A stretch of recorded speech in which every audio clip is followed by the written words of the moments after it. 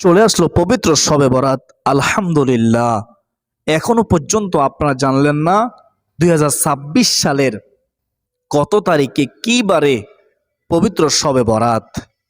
এখনো পর্যন্ত আপনারা জানেন না যে পবিত্র শবত রোজা 3টি রাখবেন নাকি একটি রাখবেন, কয়টি রাখতে হবে, এই রোজার নিয়ত আপনারা কিভাবে করবেন এখনো আপনি শিখেন নাই। এই রোজা আপনি যখন রাখবেন, কোন ভুলগুলো করলে আপনার রোজা কবুল হবে না এখনো পর্যন্ত আপনি জানলেন না। তো মনোযোগ দিয়ে শুনুন, আপনারা এখনো পর্যন্ত জানলেন না যে এই পবিত্র শবে রাতে কত রাকাত নফল নামাজ পড়বেন, নামাজের নিয়ত কিভাবে করবেন, নির্দিষ্ট কোনো সূরা আছে কিনা, নির্দিষ্ট কোনো নামাজ আছে কিনা, নির্দিষ্ট কোনো নিয়ম আছে কিনা এখনো জানলেন না। প্রিয় দিনদার মুসলমান ভাই বোনেরা, এই রাত অত্যন্ত দামি রাত। এই রাতে এমন একটি ইসমে আজম আছে যে ইসমে আজম পরে দোয়া করতে দেরি আল্লাহ তাআলা কবুল করতে দেরি করবেন না, সেই ইসমে আজমটি বলে দেবে ইনশাআল্লাহ। তো আপনারা ধৈর্য সহকারে আজকের এই গুরুত্বপূর্ণ আলোচনাটি শুরু থেকে শেষ পর্যন্ত শুনতে থাকুন। আমার বিশ্বাস, যারা চান পবিত্র শবে রাতে ইবাদতের মাধ্যমে আল্লাহ তাআলাকে সন্তুষ্টি করতে, যারা চান রোজা রেখে আল্লাহ তাআলাকে সন্তুষ্টি করতে, যারা চান আল্লাহ তাআলার পক্ষ থেকে রহমত, বরকত, মাগফিরাত, তারা অবশ্যই আজকের এই গুরুত্বপূর্ণ আলোচনাটি শুরু থেকে শেষ পর্যন্ত মনোযোগ দিয়ে শুনবে ইনশাআল্লাহ। আল্লাহ তাআলা আমাকে, আপনাকে, আমাদের সবাইকে মনোযোগ দিয়ে শোনার বুঝার তৌফিক দান করুন, আমিন। তো প্রিয় দিনদার মুসলমান ভাই ও বোনেরা, আমরা প্রথমে জেনে নেই এই 2026 সালের কত তারিখে পবিত্র শবে বরাত। মনোযোগ দিয়ে শুনবেন, এই 2026 সালের 3 ফেব্রুয়ারি অর্থাৎ রোজ মঙ্গলবার দিবাগত রাত পবিত্র শবে বরাত, বরাতের রাত।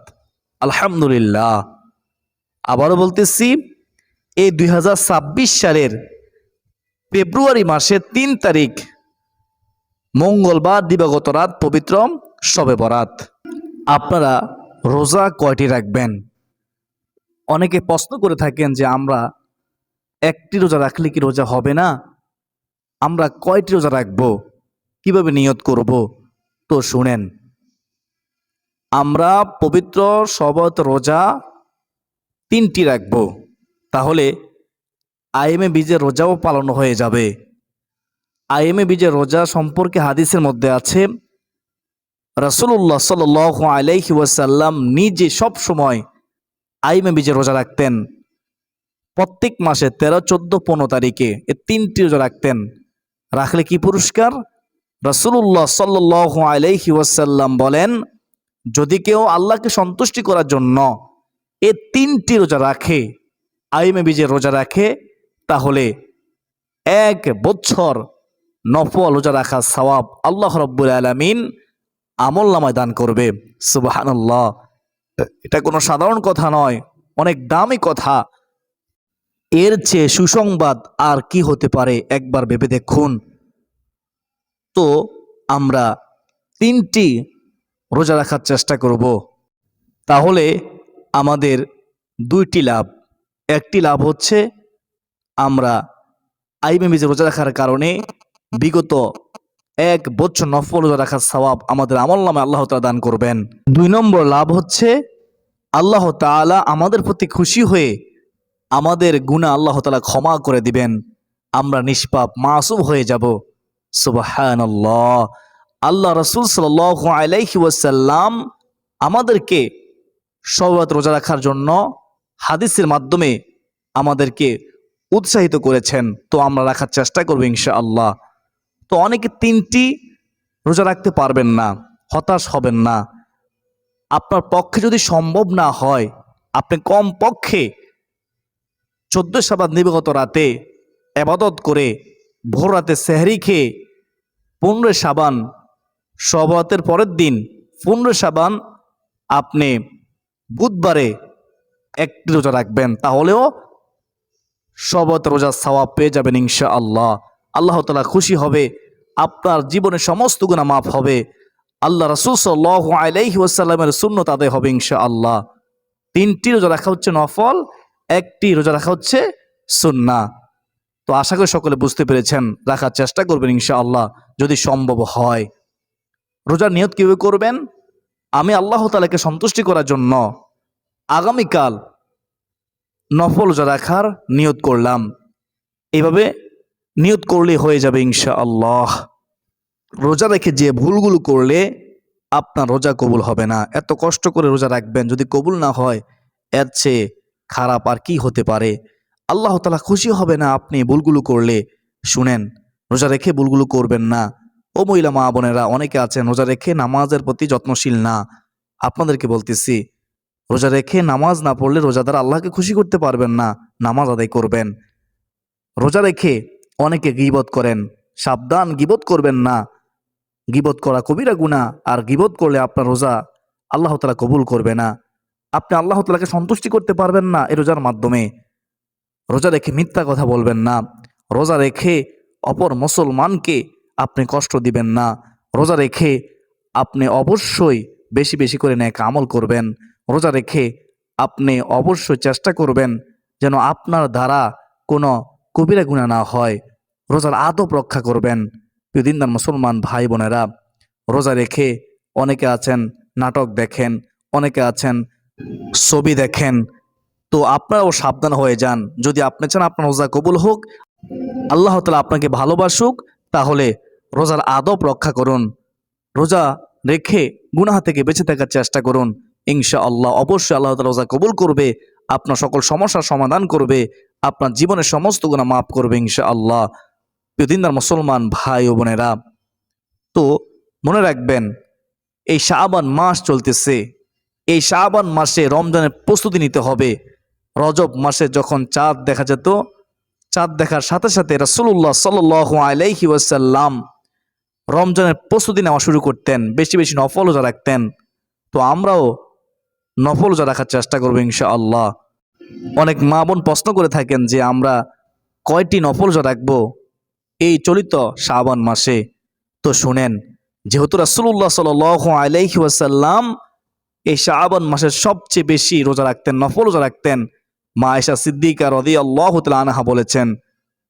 তো সেহেতু আমরা নফল রোজা রাখার চেষ্টা করবো ইনশাআল্লাহ। আমরা প্রত্যেক সপ্তাহে কমপক্ষে সোমবারে একটি রোজা, বৃহস্পতিবারে একটি রোজা, মোট 2টি রোজা রাখার চেষ্টা করবো। প্রতি সপ্তাহে 2টি রোজা, সোমবার বৃহস্পতিবার। এভাবে যদি আমরা শাবান মাসে রোজা রাখি এবং এই মাসের 13, 14, 15 তারিখে রোজা রাখি, তাহলে শাবান মাসের হক আদায় হবে। রাসূলুল্লাহ সাল্লাল্লাহু আলাইহি ওয়াসাল্লাম যে নফল রোজা রাখতেন সেটা অনুসরণ করা হবে ইনশাআল্লাহ। তো রাখার চেষ্টা করবেন ইনশাআল্লাহ আজ্জা ওয়াজাল্লাহ। আমার বিশ্বাস এতক্ষণ পর্যন্ত যারা মনোযোগ দিয়ে শুনেছেন তারা রোজা সম্পর্কে মোটামুটি বুঝতে পেরেছেন। সবাই কমেন্টে লিখুন আলহামদুলিল্লাহ। তো চলুন আমরা সামনে এগিয়ে যাই। এখন আমরা জানব শবে বরাত সম্পর্কে কোরআন ও হাদিসে কি রয়েছে। আমরা কেন পবিত্র শবে বরাতের রাতে ইবাদত করব, কেন আমরা জিকির করব, তাসবিহ তাহলিল পড়ব, নেক আমল করব, নামাজ পড়ব, কোরআন তেলাওয়াত করব, তাওবা ইস্তিগফার পড়ব, দুরূদ শরীফ পড়ব, কেন, এর কারণ কি? শুনেন, মনোযোগ দিয়ে শুনবেন, তাহলে আমার বিশ্বাস আপনারা ওই রাতের গুরুত্ব দিবেন, ওই রাতে আর অবহেলা করবেন না ইনশাআল্লাহ।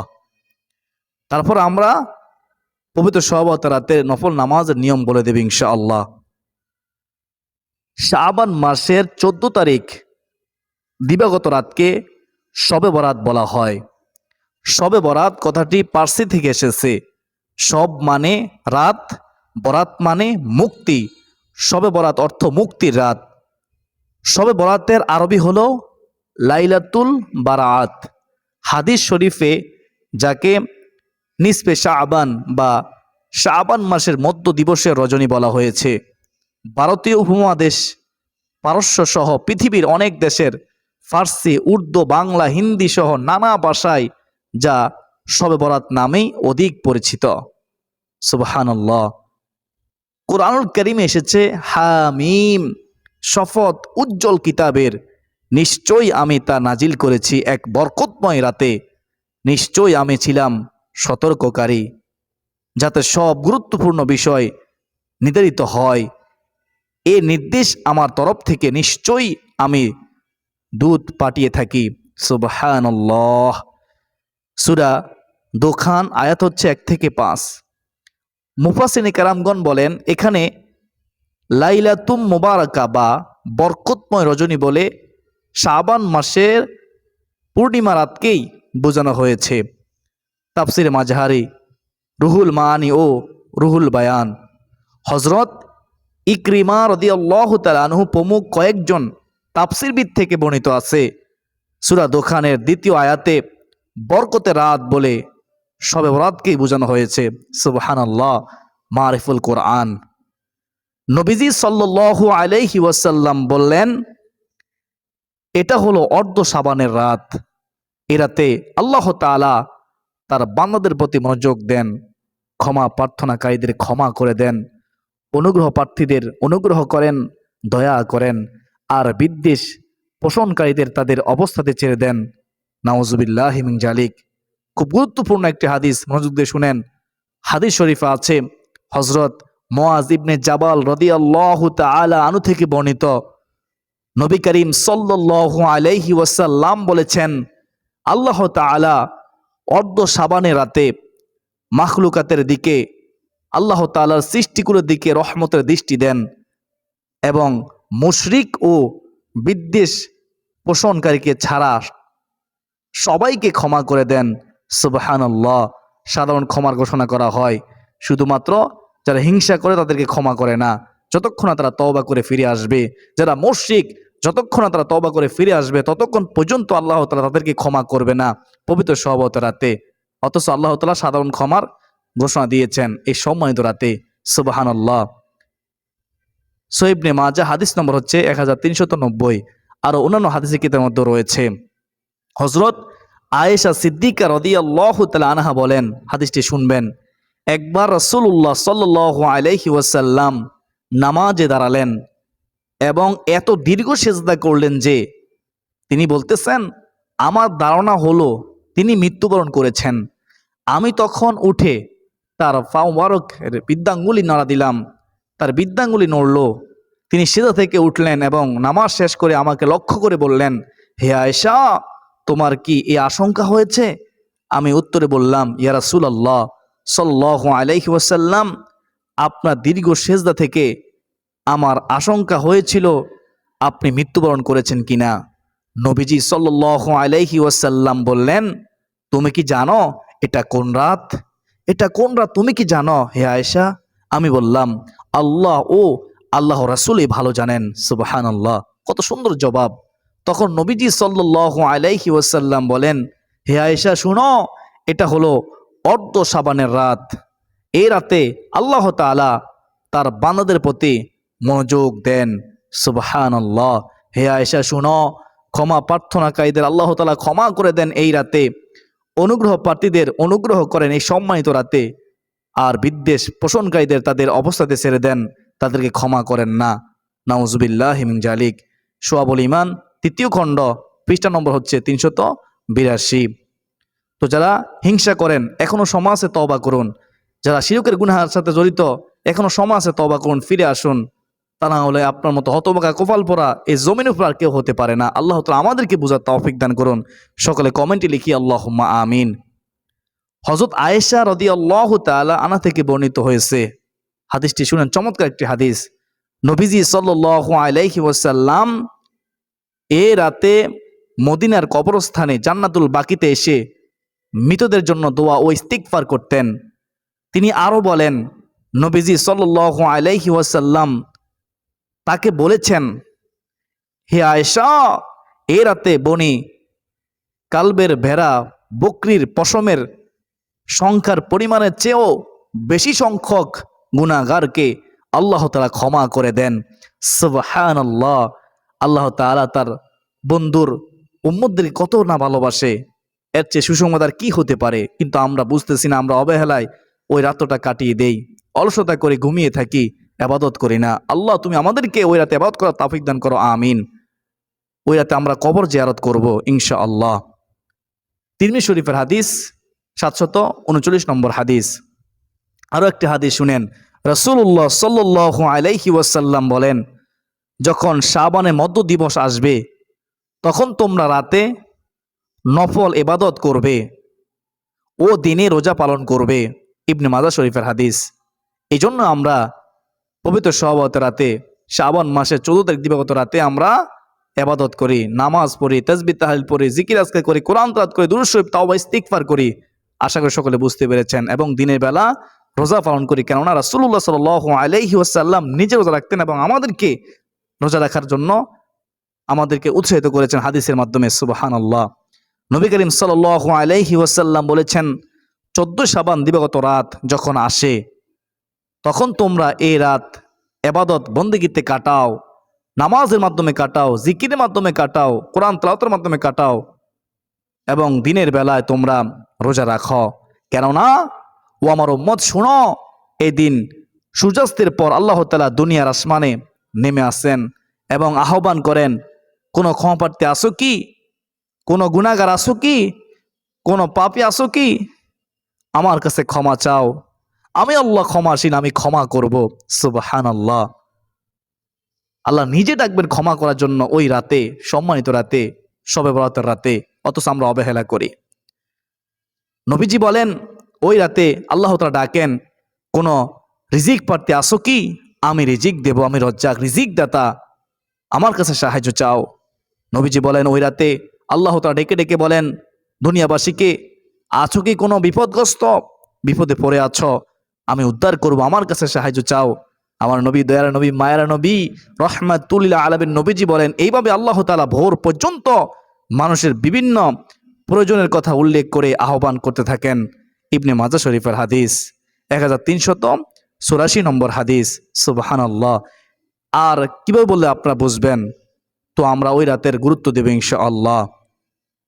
এছাড়া প্রতি মাসের 13, 14 ও 15 তারিখ আইমে বীজের নফল রোজা তো আছেই, যা হযরত আদম আলাইহিসসালাম পালন করেছিলেন এবং আমাদের প্রিয় নবী সাল্লাল্লাহু আলাইহি ওয়াসাল্লামও পালন করতেন, যা মূলত সুন্নাত। বিখ্যাত মুহাদ্দিস ফকি হাফিজ ইবনে রজব রাদিয়াল্লাহু তাআলা আনহু বলেন, এদিনের রোজা আইমে বীজের রোজার অন্তর্ভুক্ত। সুবহানাল্লাহ। এছাড়া মাসের প্রথম তারিখ, মধ্য তারিখ ও শেষ তারিখ নফল রোজা গুরুত্বপূর্ণ, শবে রোজা এর আওতায়ও পড়ে। সওমে দাউদি পদ্ধতিতে একদিন পর একদিন রোজা পালন করলেও প্রতিটি বেজর তারিখ রোজা হয় এবং শবে রোজার শামিল হয়ে যায়। সর্বোপরি রাসূলুল্লাহ সাল্লাল্লাহু আলাইহি ওয়াসাল্লাম রমজান মাসের পর রজব, শাবান মাসে বেশি বেশি নফল নামাজ ও নফল রোজা পালন করতেন। শাবান মাসে কখনো 10টি, কখনো 15টি, কখনো 20টি নফল রোজা, কখনো আরো বেশি রাখতেন। সুবহানাল্লাহ। এমনকি উম্মাহাতুল মুমিনগণ বর্ণনা করেছেন, রাসূলুল্লাহ সাল্লাল্লাহু আলাইহি ওয়াসাল্লাম শাবান মাসে এভাবে নফল রোজা রাখা শুরু করতেন, মনে হতো তিনি আর কখনো রোজা ছাড়বেন না। মুসলিম শরীফের হাদিস। আল্লাহ তুমি আমাদেরকে বোঝার তৌফিক দান করো, নফল রোজা রাখার তৌফিক দান করো, রমজান মাস আসার আগে রমজানের প্রস্তুতি নেওয়ার তৌফিক দান করো। এই শাবান মাস চলতেছে, এই শাবান মাসের বরকত দান করো। আল্লাহ রজব মাস চলে গেল, রজব মাসে পরিপূর্ণ বরকত আমাদেরকে দান করো। আল্লাহ রমজান পর্যন্ত আমাদেরকে পৌঁছিয়ে দাও। বিশেষ করে আপনারা এই দোয়াটি পড়বেন। দোয়াটি কি? আল্লাহুম্মা বারিক লানা ফি রজাবা ওয়া শাবান ওয়া বাল্লিগনা রমাদান। অর্থ কি? চমৎকার অর্থ। হে আল্লাহ, আমাদের জন্য রজব মাসকে বরকতময় করুন এবং শাবান মাসকে বরকতময় করুন এবং রমজান পর্যন্ত পৌঁছে দিন। আল্লাহুম্মা আমিন। তো আশা করি সকলে বুঝতে পেরেছেন, পবিত্র শওয়ালের গুরুত্ব জানতে পেরেছেন। তো আপনারা গুরুত্ব দিবেন ইনশাআল্লাহ।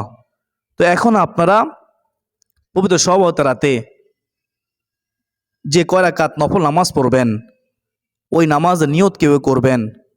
নির্দিষ্ট কোনো নিয়ম আছে কিনা, নির্দিষ্ট কোনো সূরা আছে কিনা, 4 রাকাত পর পর কোন দোয়া ও জিকিরগুলো করবেন, কোন আমলগুলো করবেন এবং কোন ইসমে আজমটি পড়বেন এবং কিভাবে দুহাত তুলে চোখের পানি ছেড়ে দিয়ে আল্লাহ তাআলার কাছে দোয়া করবেন।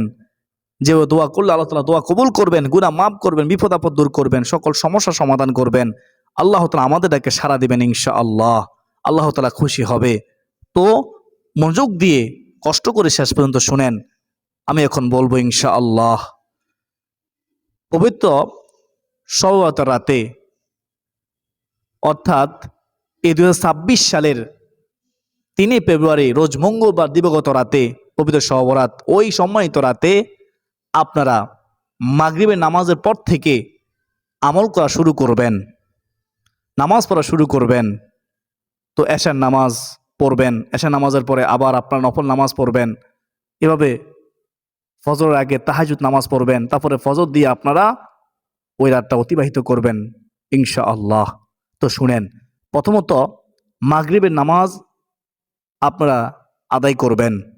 3 রাকাত ফরজ, 2 রাকাত সুন্নত আদায় করার পরে আপনারা 2 রাকাত করে কমপক্ষে 6 রাকাত সলাতুল আওয়াবিনের নামাজ আদায় করবেন। অত্যন্ত দামি নফল নামাজ, নবীজি পড়তেন, আমাদেরকে পড়ার জন্য উৎসাহিত করেছেন।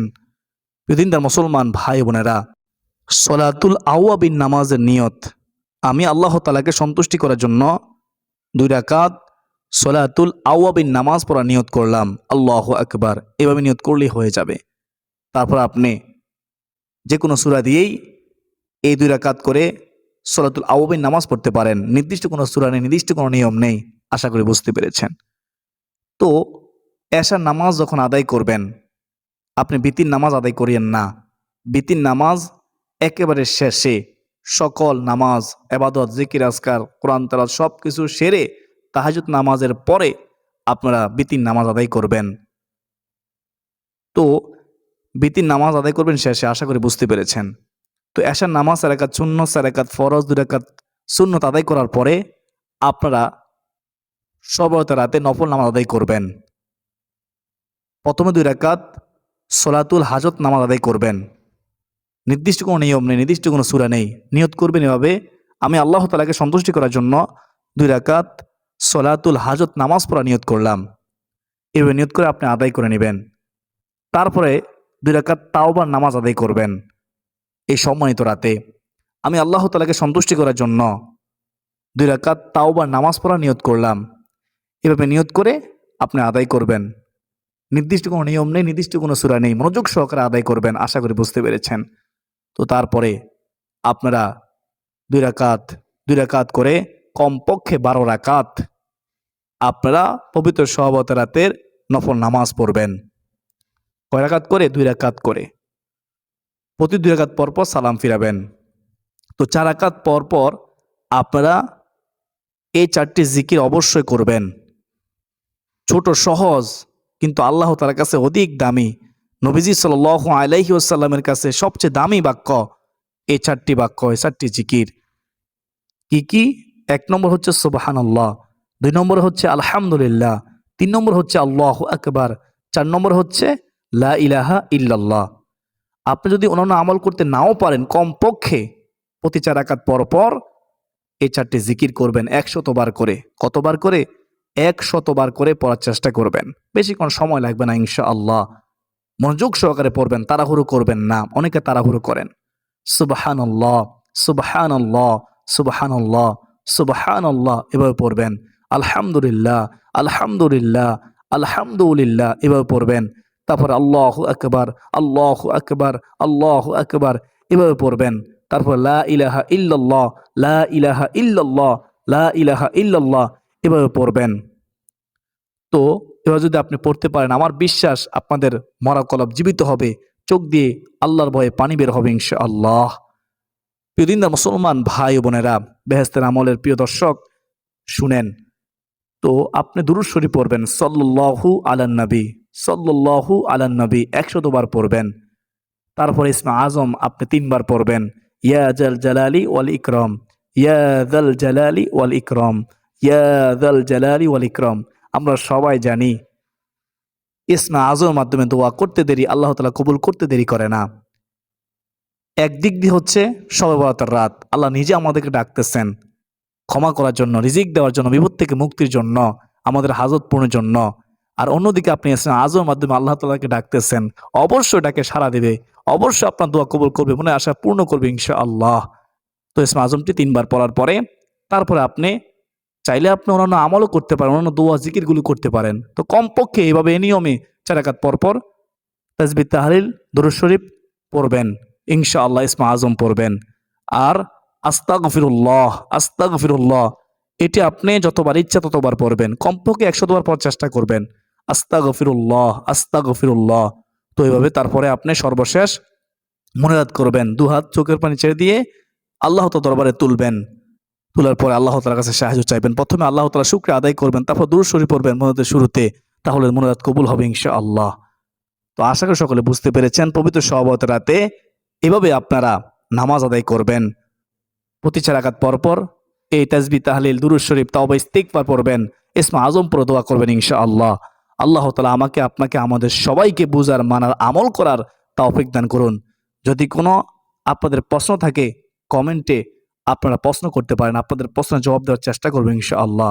অনেকে বিরক্ত হয়ে যান, আমি গুনাহগার চেষ্টা করেছি আপনাদেরকে বোঝানোর। আমার বিশ্বাস যারা শুনেছেন মনোযোগ দিয়ে আমলের নিয়তে অবশ্যই তারা বিরক্ত হননি, অবশ্যই বুঝতে পেরেছেন। আল্লাহ তাআলা আমাকে আপনাকে আমাদের সবাইকে ক্ষমা করে দিন। পবিত্র সওবত রাতে ইবাদতের মাধ্যমে ওই রাতটা অতিবাহিত করার তৌফিক দান করুন। সকলে বলি আল্লাহুম্মা আমিন। আমার বিশ্বাস যেহেতু আজকের ভিডিওটি অনেক গুরুত্বপূর্ণ ছিল, তাই আপনারা শেয়ার করে দিবেন ইনশাআল্লাহ। অসংখ্য মানুষ সওবতের গুরুত্ব সম্পর্কে জানবে, ওই রাতটা যে কত দামি আল্লাহ তাআলার কাছে তারা জানবে, বুঝবে, ওই রাতের গুরুত্ব দিবে। আপনিও সওয়াবের ভাগীদার হবেন ইনশাআল্লাহ। আল্লাহ তাআলা আমাকে আপনাকে আমাদের সবাইকে কবুল করুন, আমিন। আসুন এ পর্যন্তই, সকলে সুস্বাস্থ্য কামনা করে বিদায় নিচ্ছি। আবারও দেখা হবে অন্য কোনো দিন অন্য কোনো গুরুত্বপূর্ণ আলোচনা নিয়ে ইনশাআল্লাহ। ওয়া মা আলাইনা ইল্লাল বালাগ। আসসালামু আলাইকুম ওয়া রাহমাতুল্লাহি ওয়া বারাকাতুহু।